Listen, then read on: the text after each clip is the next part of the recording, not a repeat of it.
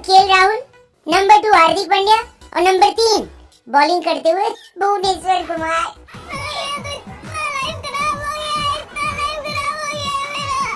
रोहित भैया एक बात बताओ, आपने भूवी भैया से कुछ पैसे उधार लिए हुए हैं क्या कि जो वापस नहीं कर पा रहे हो? अगर ऐसा है तो देखो हम फंड रेजर चला देंगे, लेकिन अब हमसे भूवी भैया का 19वां ओवर नहीं झेला जा रहा है। कहते हैं डिफेंड करते हुए 19वां ओवर सबसे ज्यादा जरूरी होता है, और रोहित भैया वो ओवर बार बार भूवी भैया को दे रहे हैं और फिर उसमें भुवनेश्वर कुमार भर भर के रन दे रहे हैं।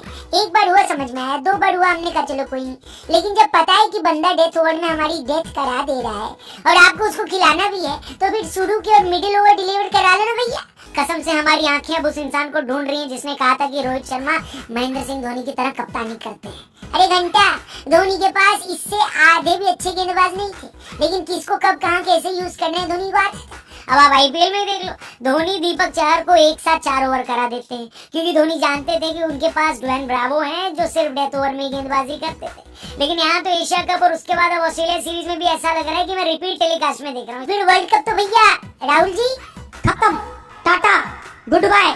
गए के कैप्टन ने टॉस जीता फिंच भैया ने और हमें बैटिंग करने को बोला। हमें लग रहा था कि टीम की घर वापसी हुई है तो रोहित शर्मा की भी घर वापसी हो जाएगी, लेकिन ऐसा हुआ नहीं। न तो वो चले और न ही पिछली इनिंग में सेंचुरी लगाने वाले विराट कोहली, लेकिन 3 ऐसे प्लेयर जो चले।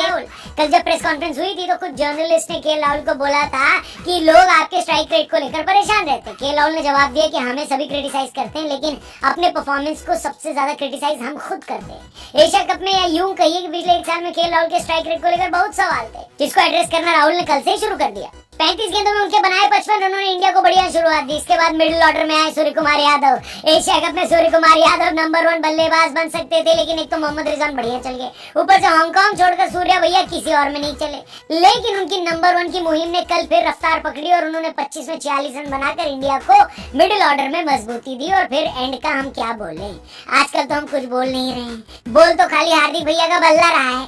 मतलब ऐसा समझ लो कि उनके सामने केजीएफ के रॉकी भाई भी फीके, पुष्पा फ्लावर है तो फायर अपने पंड्या भैया, वह झुकेगा नहीं।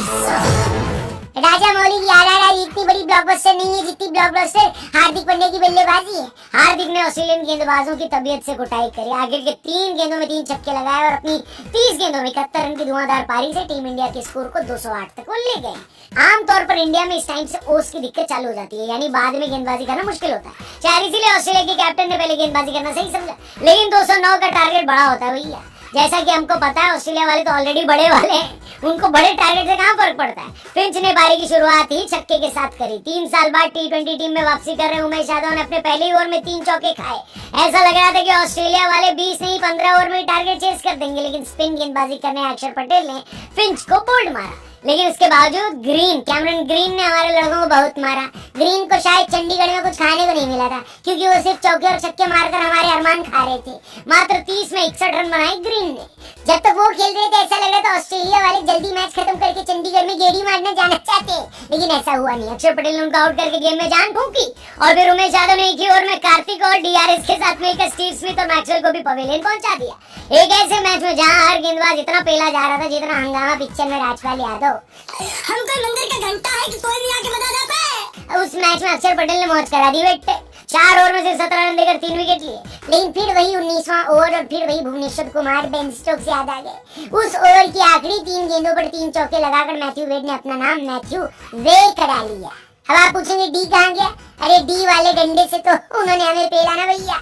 आखिरी ओवर में बचाने के लिए सिर्फ 2 रन बचे थे हमारे पास, और कल तो भैया हर्षदीप भी नहीं थे जो मैच में जान डाल देते। खैर इंडिया ये मैच 4 बॉल और 4 विकेट रहते हार गया। ऑस्ट्रेलिया ने पहला टी20 मुकाबला जीता और सीरीज में 1-0 से बढ़त ले ली है। कमेंट करके बताना, एक पोल डाली हुई है हमने, वहाँ भी ऑप्शन पिक कर सकते हो। बाकी इसी मुद्दे पर कल हम आपके लिए वीडियो लाएंगे।